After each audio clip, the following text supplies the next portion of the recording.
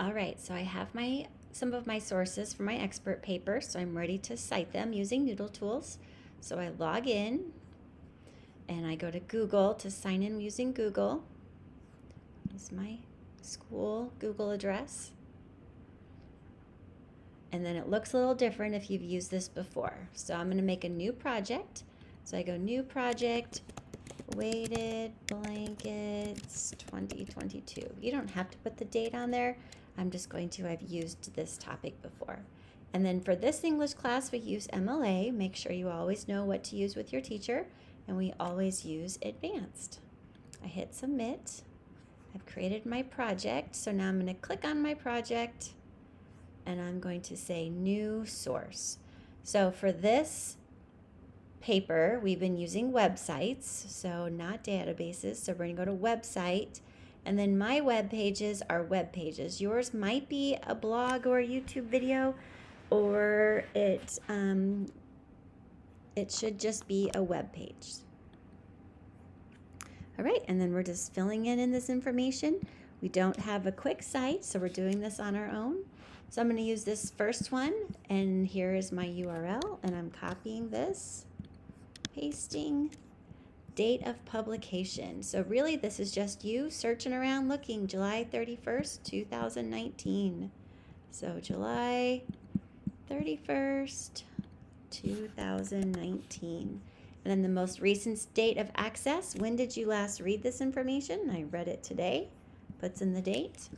Then it wants to know the contributors. Who is the author of your article?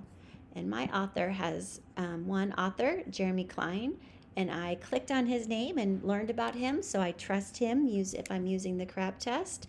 So Jeremy Klein. If I had another author, if there was two, I'd hit add contributor. And then of these two articles, we want to fill the first one in, so web page or document. That is, what are you reading about? So mine is called the Gravity Weighted Blanket Review, and I can copy that and paste it right in there. Okay, I don't need the English translation because it's already in English. The name of my website is called Tuck, not tuck.com, just Tuck. And you can see this one has a star. You have to have it. This one, the article title, doesn't have a star because some websites now are untitled, but you should always have something in there, some kind of description. Okay. And then the publisher of the site. Sometimes the publishers of the site is the same as the name of the site. Sometimes it's not. This one is different. It says One Care Media. This one also down here kind of gives me a little bit more as far as the name of the website. So Tuck Advancing Better Sleep. I like that because it gives me more details.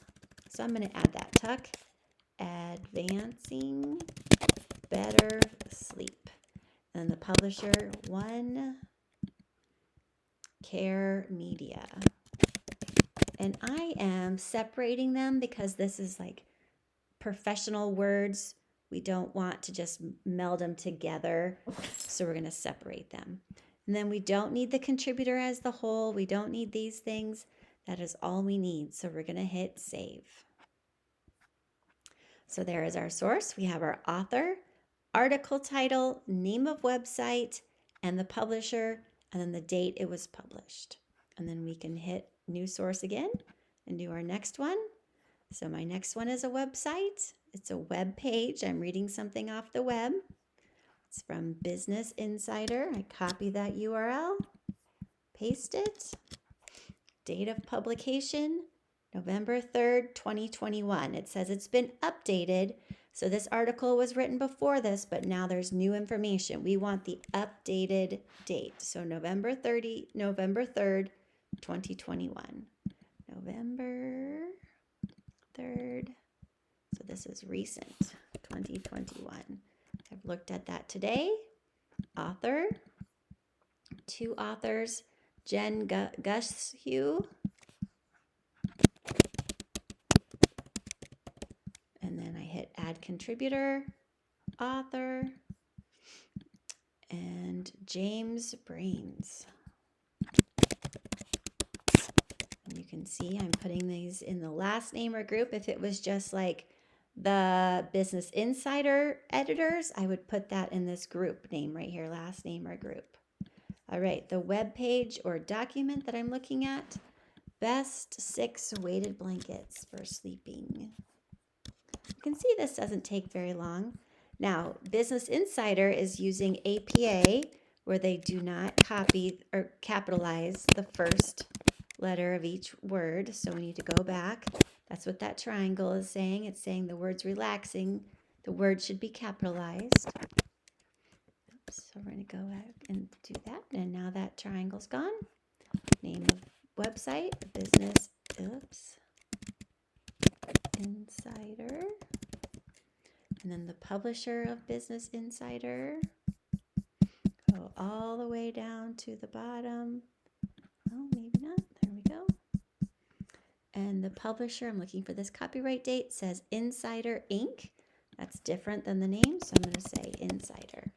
And if I added Inc., it would tell me to omit it. I already know that, so I don't do it, but you might not. So anytime you see a yellow triangle, you need to hover over it and see what it says.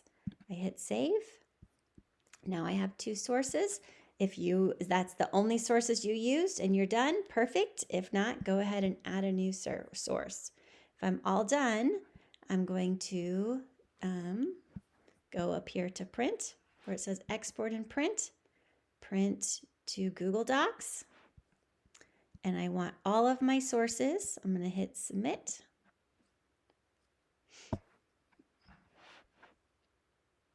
And it's going to make a Google Doc.